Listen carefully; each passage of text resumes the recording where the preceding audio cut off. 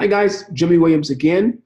If you're watching this video, congratulations. This is the first video in our whole series for this month, but you've officially downloaded the app. Congrats, congrats, congrats. So this is the first session, and I'm going to be talking this month only about REOs. Okay, I'm going to talk strategically about what you should do, when to buy them, when not to buy them, you know, all the little secrets you need to know about REOs because they can be very tricky. I'm going to do my best over the next few sessions to tell you what's the best methods of acquiring them, how to acquire them. There's all types of methods that are out there and strategies you can use to your benefit, but I'm going to go over some of the things that I've experienced with them, the do's and don'ts and the hardships and the problems I've had. I can tell you I had a ton of problems with them. And what I'll do is I'll even share some of my stories of what I did, you know, with some of my deals that I've done or that I didn't do that fell apart at the end, you know, because you know, my job as a mentor and a coach for you is to tell you the good and the bad and the ugly, because you need a stern warning when you're dealing with property or any kind of opportunity where there's risk. You need to know the good side, you know, the benefits versus the rewards. No, I said that wrong. The rewards versus, you know, the things that can go bad, the good and the bad, right? The positive and the negative. And that's the only way you're going to really learn what to avoid. That's what mentors do. We help you guys with the learning curve. We don't take everything away from you. We don't take all of the experiences and some of the failures you're going to experience, because trust me, failure is you know, one of the biggest teachers, right?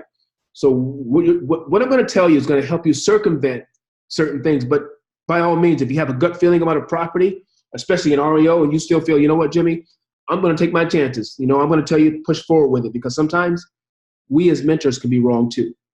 All right. But it's my duty to go over that with you. These videos are going to be short. Most of them are going to be anywhere from 2 to 5 minutes long because they're little snippets. And the reason I do that is because, number one, you learn by repetition, and you're going to learn better when you have little doses of information instead of so much at one time. All right. So I'm going to give you the first tip right now about real estate, buying and selling of REO properties. Are you ready for it? Write this down. And some of you may not want to hear this. All right. REOs are typically not for wholesalers. Let me say that again. Some of you going, that's right. Normally, REOs are not for wholesalers. They're for cash buyers. Okay, and later in the series or this year, I want to teach you and show you what that term cash buyer really means. Because most people that are in real estate, 95% of them are not cash buyers. They're using someone else's money. But for the sake of time, let's stay on target here. REOs are not for cash buyers. They're normally for, they're not for wholesalers. They're for cash buyers / high volume cash buyers who can buy in volume. Good example of that would be a hedge fund company. You know, hedge funds can buy, you know, 100 properties at a time. Okay. Or therefore, you know, buying co-ops or networks. There's certain websites you can go to where there's a whole, you know, they have a whole slew of buyers that work together as a conglomerate. And they put their funds together, almost like the hedge fund guys. And they'll come in and say, hey, listen, I'll buy 50 properties from you if they're really good, you know, REOs. Or there could be a single guy, one person, or you know, a small establishment, man or woman who has their own LLC, and they have, you know, $1 million to spend on, you know, 25 properties. Okay, they can go in there and write a check for it. Those are the people you want to target. If you are a wholesaler and you're a newbie, that's what's going to be your target. Okay, so number one, they're not for wholesalers, and let that sink in for a minute. So if anyone's coming to you telling you, you know what, I have an REO list, you're going to love it, you can buy these properties. If you're one of these guys or one of these men and women, you're just getting started, you don't have a dime to your name, or you have a couple $1,000s in the bank, that doesn't really necessarily qualify you to try to get into this arena over here.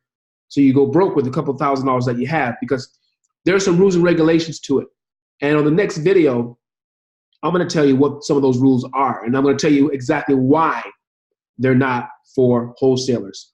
So I'm highly recommending that if you are a newbie, you're just getting started out, or even if you're seasoned, you should know, you should already know this principle already, that when you're trying to deal with REOs, especially when, you know, they want people to buy cash in 7 to 10 days, you can't perform, what that means is, in most cases, they don't want you to go out and try to find, you know, some kind of financing for it. You know, those financing companies that say, you know, we can fund even hard money in 21 days. Not with some of these REOs. Okay, you'll be pretty lucky. I don't use the word luck as much. I use the word blessed, but you'll be pretty blessed if you can find a company that will say, you know what, I'll give you 21 days with this REO. Once you put in an offer for and they accept the offer, that normally doesn't happen. So that's the number one. That's rule number one. They're typically not for wholesalers. Stick a pen there. Make a mental note of that so you don't frustrate yourself. Okay. And I'll see you guys on the next video. Have a great day.